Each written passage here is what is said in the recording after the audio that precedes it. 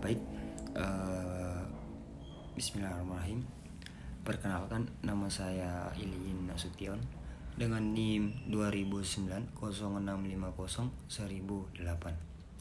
Saya akan mempresentasikan sebuah materi yang berjudul dampak pandemi terhadap ekonomi politik.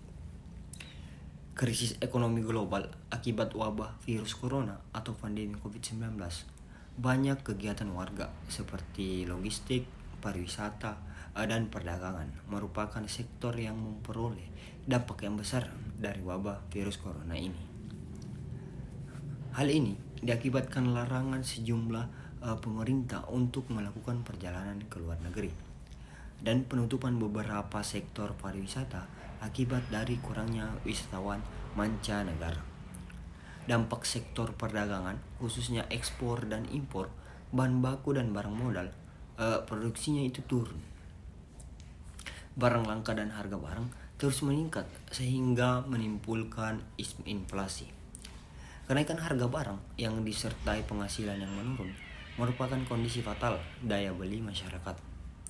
Sebagian bahan baku untuk industri di Indonesia sendiri masih dipasok dari China yang mengalami kendala produksi akibat karantina di sejumlah daerah untuk membendung pandemi COVID-19. Ini menjadi sesuatu yang luar biasa, tidak terlepas dari peran teknologi dan komunikasi.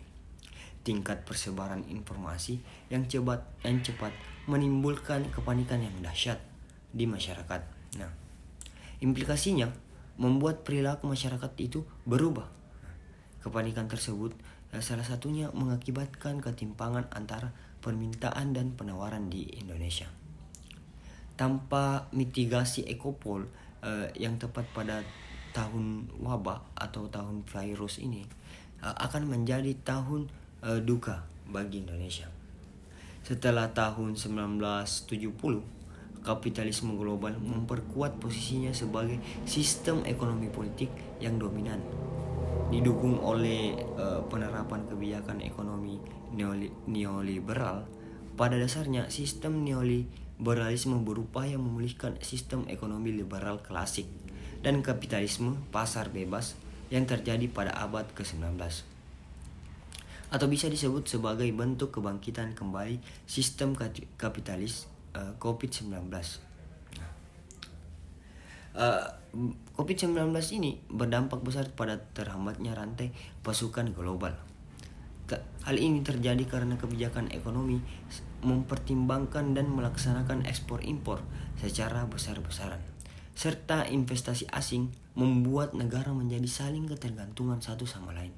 Oleh karena itu, ketika terjadi pandemi, negara-negara mulai menutup perbatasan demi keamanan dan mencegah mutase dan penyebaran virus. Akibatnya, jalur distribusi barang menjadi terhambat dan ini menjadi faktor utama penyebab ketidakstabilan pasar. Misalnya, di sektor pertanian dan peternakan, banyak petani dan peternak yang merugi karena tidak bisa mengekspor. Mereka terpaksa menurunkan harga komoditasnya menjadi 15-20% di pasar domestik. Misalnya seperti keterlambatan ekspor beras di Vietnam, India, Kamboja, dan Myanmar ke negara-negara di Afrika. Situasi ini menyebabkan kerugian bagi petani di negara ekspor dan meluasnya kelaparan di negara-negara yang bergantung pada impor beras. Sangat dibenarkan bahwa COVID-19 ini mempengaruhi negara-negara secara berbeda. Yang saya maksud ini adalah tidak semua negara dapat dengan mudah pulih dari krisis ekonominya. Negara-negara yang saya sebutkan di atas adalah negara yang terkaya dan yang maju. Mereka memiliki lebih banyak sumber daya dan uang untuk memulihkan masalah rumah tangga mereka. Ceritanya mungkin akan berbeda jika kita melihat di negara Amerika Latin, Afrika, dan Asia Tengah yang sering sekali dianggap sebagai negara bottom billion, di mana miliaran orang hidup di bawah garis kemiskinan. Negara-negara tersebut memiliki kemampuan yang rendah untuk menanggulangi penyebaran virus dan dampaknya terutama di bidang ekonomi. Karena mereka memiliki sumber daya yang kurang dan hidup dalam kemiskinan, ketimpangan, kehilangan sumber daya manusia, dan gangguan ekonomi, persepsi masyarakat terhadap keadaan ekonomi nasional banyak menyatakan buruk dan sangat buruk mencapai 33%, sementara yang menyatakan sangat baik dan baik sebesar 28,8%, sementara sisanya 41,5%. Pandemi COVID-19 sangat mempengaruhi terutama perekonomian di Indonesia mulai awal kuartal 2 sampai tahun 2020. Hal ini disebabkan adanya peraturan tentang pembatasan sosial berskala besar, sehingga menimbulkan lockdown kepada beberapa kota bertujuan memutuskan mata rantai penyebaran COVID-19. Peraturan ini menyebabkan meningkatnya penurunan perekonomian pada perusahaan formal maupun non-formal. Penurunan perekonomian menyebabkan munculnya pemutusan hubungan kerja atau PHK, disebabkan oleh perusahaan tidak dapat membayarkan upah yang seharusnya hanya itu. Penurunan ini banyak yang menyebabkan perusahaan memutuskan untuk gulung tikar atau bangkrut. Kontraksi disebabkan adanya penurunan konsumsi.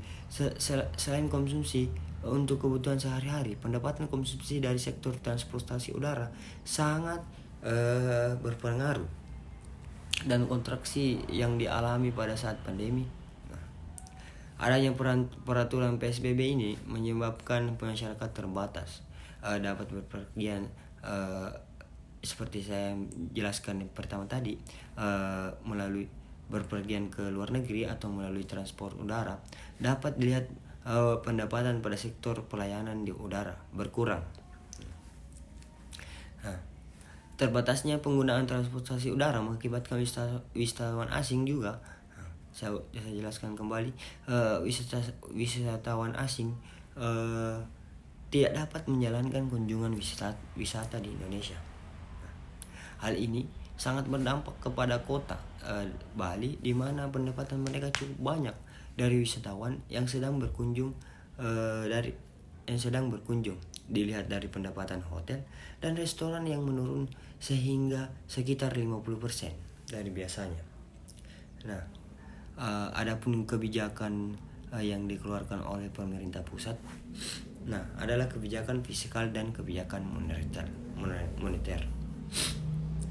Kebijakan ini direalisasikan bersama pemerintah daerah dan masyarakat karena keduanya berperan strategis menjalankan kebijakan dengan lancar, bertujuan memulihkan perekonomian di Indonesia. Pemerintah melakukan kebijakan fiskal dengan harapan dapat mengurangi dampak negatif pada perekonomian di Indonesia yang disebabkan oleh pandemi COVID-19. Selain itu, kebijakan ini bertujuan agar menggerakkan kembali usaha para pelaku termasuk UMKM. Kebijakan moneter yang dilakukan pemerintah yaitu bekerja sama dengan Bank di Indonesia atau BI agar ikut serta mengoptimalkan berbagai kebijakan moneter dan mengprudensial akomodatif bertujuan mempercepat digitalisasi sistem pembayaran di Indonesia untuk mendukung upaya pemulihan ekonomi.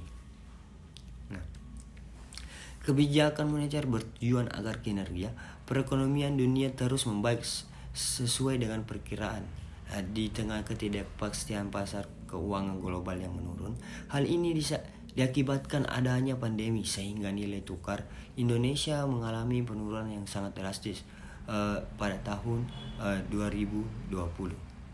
Akan tetapi, kebijakan moneter yang diberikan pemerintah akan menguatkan nilai tukar rupiah sejalan dengan kembalinya masuk aliran modal asing. Terlihat pada awal kuartal 2021, nilai tukar rupiah mengalami penguatan besar. Semua kebijakan yang telah dirancang oleh pemerintah memiliki tujuan agar output pendapatan dapat kembali seperti awal dan mengalami peningkatan. Tidak hanya itu, tujuan lain adalah agar Indonesia mengalami inflasi kembali dan tingkat pengangguran di Indonesia itu berkurang. Nah, dapat disimpulkan ekonomi di Indonesia berdasarkan fakta saat ini semakin membaik karena adanya rancangan kebijakan dari pemerintah. Nah, mungkin cukup sekian dari presentasi saya. Lebih dan kurangnya mohon dimaafkan. Wabillahi taufiq wal hidayah. Wassalamualaikum warahmatullahi wabarakatuh.